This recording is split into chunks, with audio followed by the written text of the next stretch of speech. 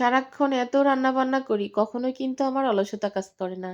এই রান্নাটা করতে গেলে আমার এত বেশি অলসতা কাজ করে, তবে এই রান্নাটাই হচ্ছে আমার পরিবারের বা আমার ভাই-বোনের অনেক বেশি পছন্দের রান্না।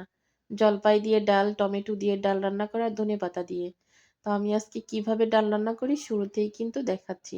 এই হচ্ছে সেদ্ধ করে রাখিছি ডাল, এবার হচ্ছে ডাল তেলে দিয়ে দেব। তো ডাল তেলে দেওয়ার জন্য এখানে পেঁয়াজ নিচ্ছি, বেশি করে রসুন ছেঁচে নিচ্ছি।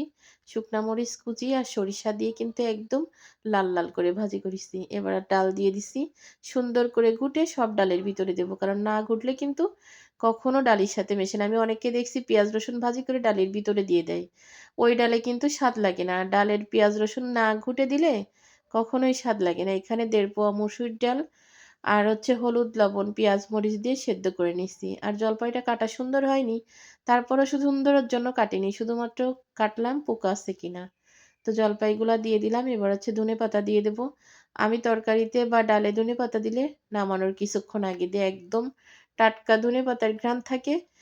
কারণ যদি তরকারি হওয়ার মেলা আগে দেওয়া হয়, একটা কিন্তু বুনো গন্ধ হয়ে যায়। ওই গন্ধটা ভালো লাগে না। আর কি সুন্দর কায়দা করে দেখেন, রসুন ছেঁচে নিছি। সুন্দর করে কোয়া বেছে ধুয়ে লবণের প্যাকেটের ভিতরে দিয়ে আমি কিন্তু ছেঁচে নিছি। আমার আর এই কুচাকুচি ঝামেলা করতে ইচ্ছা করতেছে না।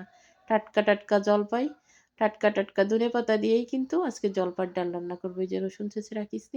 রান্না হয়ে গেছে কিন্তু আমার মজার ঘন, ঘন ধনেপাতা দিয়ে জলপাইয়ের ডাল রান্না। সাথে ডিম ভাজি আছে, আলু ভাজি আছে। আমি জানি এই খাবারটাই সবথেকে বেস্ট খাবার। তবে এটা রান্না করতে গেলে আমার সবথেকে